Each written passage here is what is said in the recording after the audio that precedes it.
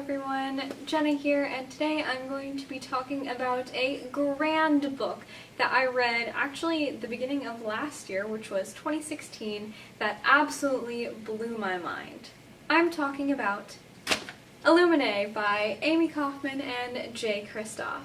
It has seriously been such a long time since I reviewed a book, and I thought this would be a great place to jump back into the book reviewing on my channel because I absolutely adore this amazing current duology that is going to be a trilogy. Coming next year, 2018, we are going to have a third book in this series, and I'm so excited. No worries if you haven't read this beautiful book, I'm not going to be spoiling it.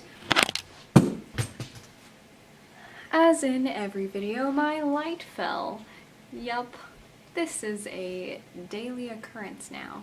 Okay, so Illuminae is an absolute masterpiece. I love it. It's beautiful on the inside and the outside.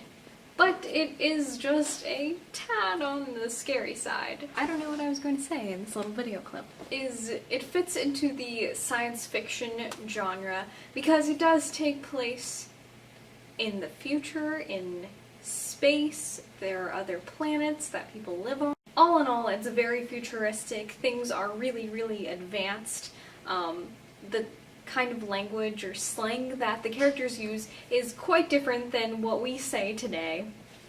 The characters tend to call their friends chums. I think I'm gonna start doing that to my best friend Natalie. Hey Natalie, you're my chum. So I tend to split up books into little individual parts that I rate on its own scale, and then I kind of add everything up and average, find the average, and that is the amount of stars that I give the book. For example, we will start with the plot, which in this particular book I gave 5 out of 5 stars, and I was just so blown away with how unique the storyline was, and not only that, it was so gripping.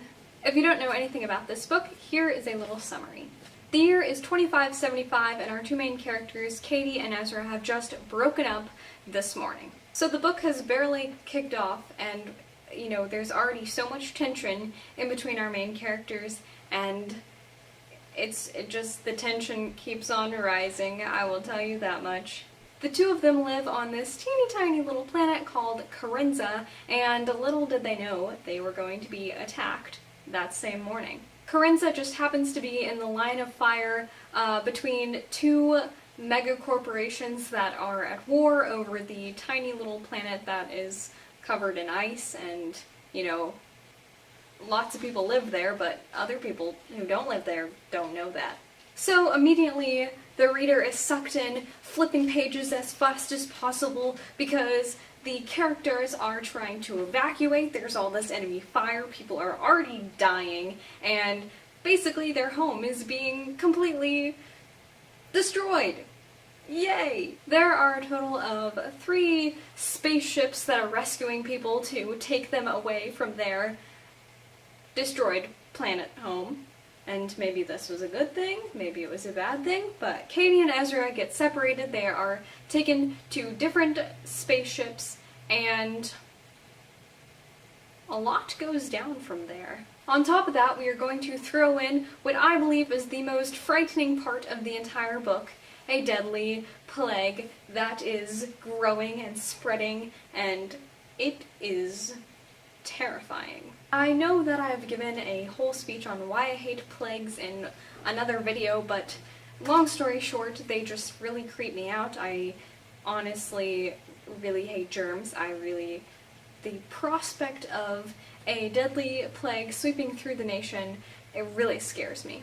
This particular plague turns people into crazy people who want to kill other people for fun. How many times did I just say people in that sentence? There is more than one thing, not just the plot, that kept me hooked on this book, that kept me flipping the pages as quickly as possible, and I could never put it down. I also was a huge fan of the writing, which also got a 5 out of 5 stars from me. The story is told through many different types of... what's the word I'm thinking of? Multimedia files. This includes medical files, and direct messages, and emails and video footage. It's really, really cool. I think that also makes the book go a lot faster. It made this 600-page book feel more like 200 pages, and I probably read it in the amount of time it would take me to read 200 pages, maybe 3 or 4 days. When it comes to creativity, I also gave this 5 out of 5 stars. I was extremely impressed with, like I said, how it was written and the plot. It was just extremely interesting, and I was wowed the whole way through. And like I said earlier, the pacing was great, making this book seem way shorter than it actually was, and 5 out of 5 stars for pacing as well. My only downfall for this book was the characters, and as much as I liked our 2 main characters, Katie and Ezra, I had an extremely hard time keeping the other characters straight.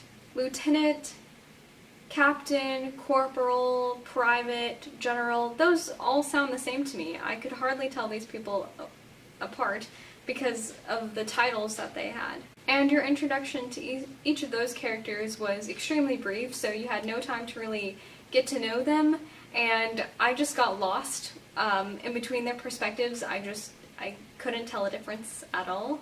So characters only gets a 3 out of 5 stars for me, but it's okay because now we're moving on to talk about the ending.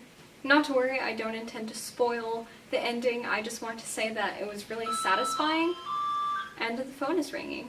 I really liked how at the end of this book there was room for another story, which there is a second book. It is called Gemina, and I have already read that one as well, and I plan to review that one next, so stay tuned for that.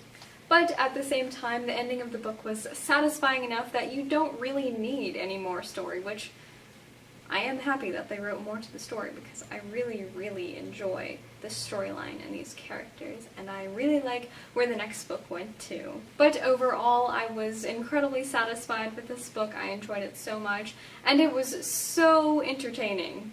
And the ending of this book gets 5 out of 5 stars for me as well.